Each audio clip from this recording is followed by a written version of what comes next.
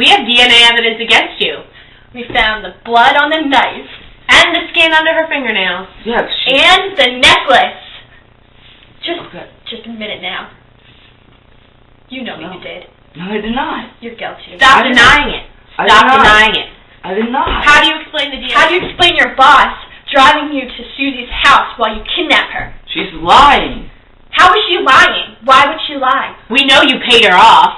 I didn't pay her off. Why She's bankrupt. How do you explain her not being bankrupt anymore? All of a sudden, she's not bankrupt? We didn't say $25,000. I thought you said $25,000. We did not say How that. did you know that? Interesting. You're digging your hole deeper and deeper. Confess. Do it. I did not. Welcome, Average Joe, Average Joe's lawyer, and the prosecution team. We are gathered here today for the arraignment of Average Joe. Average Joe, after interrogating your neighbors, fellow workers, and wife, and looking at all the evidence, you are charged with the kidnapping and first-degree murder of Susie Wong. Due to the seriousness of this crime, you will not receive any bail. Okay. Due to the evidence presented against you and the severity of the crime, there will also be no preliminary hearing. All right. My client would like to make a motion to suppress some evidence. We will review the evidence and get back to you. All right. All rise for Judge Bahara. We are here today for the trial of Average Joe, who is charged with the first-degree murder and kidnapping of Susie Wong. You may be seated. Prosecutor is now welcome to give her opening statement. Ladies and gentlemen of the jury, today we will prove to you, beyond a reasonable doubt, that Average Joe did indeed kidnap and murder Susie Wong. All of the evidence paints a clear picture of exactly what happened. Scared of his wife finding out about his affair with Susie Wong, he kidnapped Susie, stabbed her, and dumped her body by the river. Thank you. The defense may also give their opening statement. Thank you, Judge. Ladies and gentlemen of the jury, today you will see that the evidence supposedly incriminating this honest young man does not prove in any way his guilt. He was at Blockbuster, like he said, doing his job. Thank you. Before we continue, the motion to suppress evidence has been denied because we could not find any valid reason to withhold any evidence, and also because this is a very serious crime. Prosecution may call your first witness. I would like to call Myrtle Jones to the stand.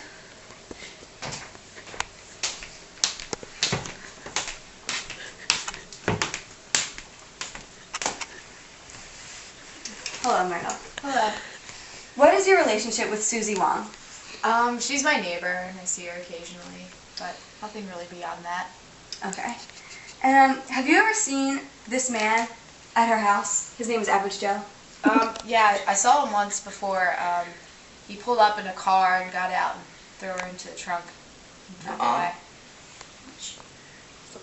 Did you ever see them together before this? I would see him go over to her house occasionally, but I don't know why. Okay. And can you please tell the jury exactly what you saw on April 13th? I basically saw a silver SUV pull up next to the house, had a Maryland sticker on the back of it, and Susie was getting the mail, and the trunk opened up, and they threw her in and drove away. Okay, let the record show that Average Joe drives a silver SUV with a Maryland sticker on the back. Thank you, Myrtle. So, Myrtle, what do you like to do in your free time? I like to garden. Ah, yes, your turnips.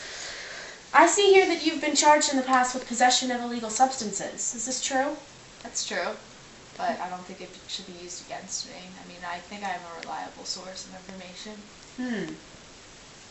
Well, ladies and gentlemen of the jury, do you think that someone who grows turnips in their backyard is a reliable witness to a crime such as this? I think not. The defense rests. The prosecution calls Ronald McDowell to the stand. Okay, Ronald, how do you know Joe? He works for me at Blockbuster. So, what were you doing that day? Well, he came in, it was just a normal work day. But then he offered to pay me $25,000 if we would leave work early, and I would drive him over to Susie Wong's house. Did you agree?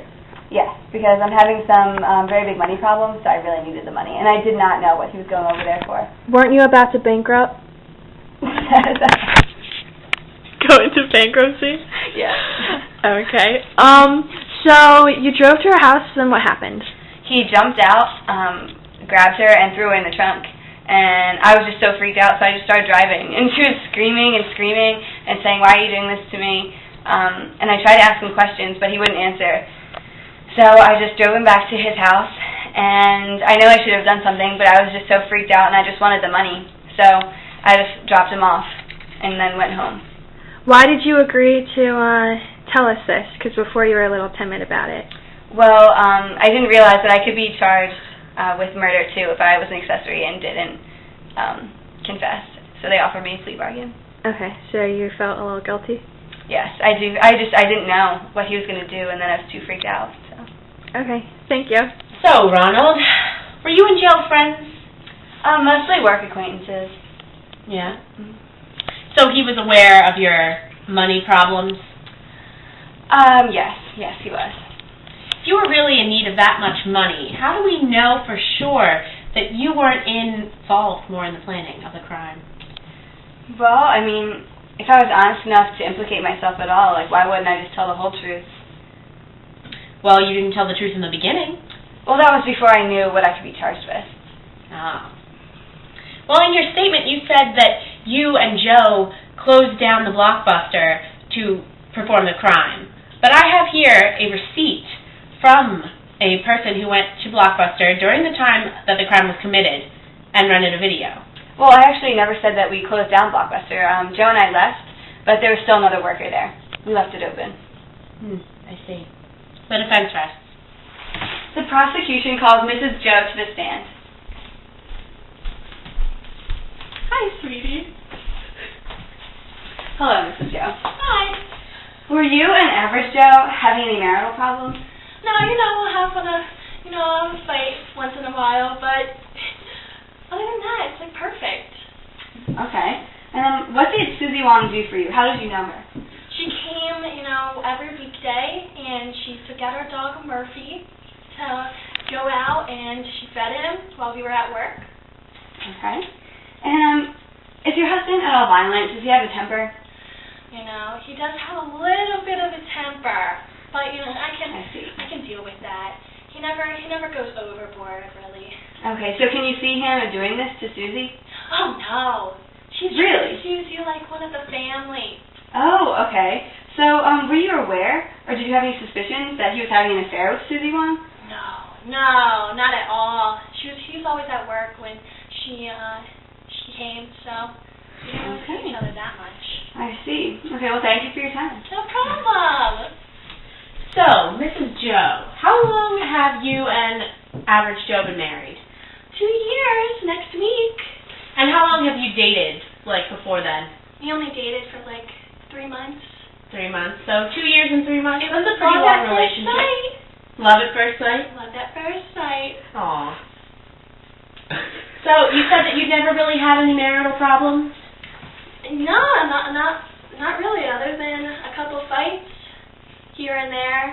His little temper sometimes gets the best of him, but I love him for it. So how well would you say you know your husband? Oh, I know him like the back of my hand. So you have a very close relationship. Oh, yes.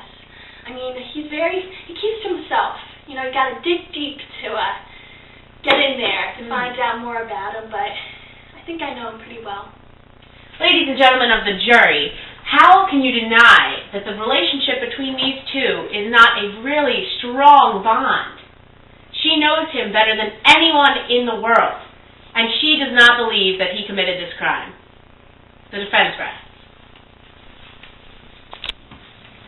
The prosecution calls Average Joe to the stand. Okay. Okay, Average Joe, I'm going to ask you bluntly. Were you having an affair with Susie Wong? No.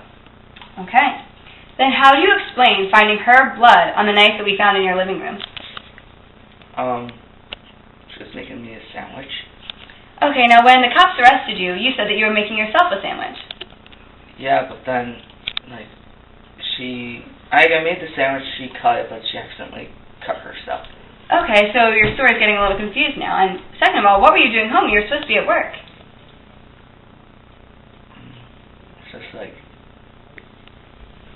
Ladies and gentlemen of the jury, he seems a little confused. Also, how do you explain finding a broken necklace underneath the sofa? She grabbed it and threw it at me. Because, I kind of made a comment when she cut her hand and she got really mad. Now, why were you fighting if she was just your dog watcher? I really don't know why we were fighting. Okay, and how do you explain finding your DNA under her fingernails? Because she slapped me. Why did she slap you? Because we got in a fight. Okay, you're not telling the truth, are you? Isn't this what happened? You were having an affair with her. She threatened to tell your wife. You freaked out and got in a fight. The next day, you kidnapped her. You tried to settle things, but it got out of hand. So you took matters into your own hands. You stabbed her and dumped her body by the river. Isn't that what happened? I think so. Yes. Maybe. The prosecution rests.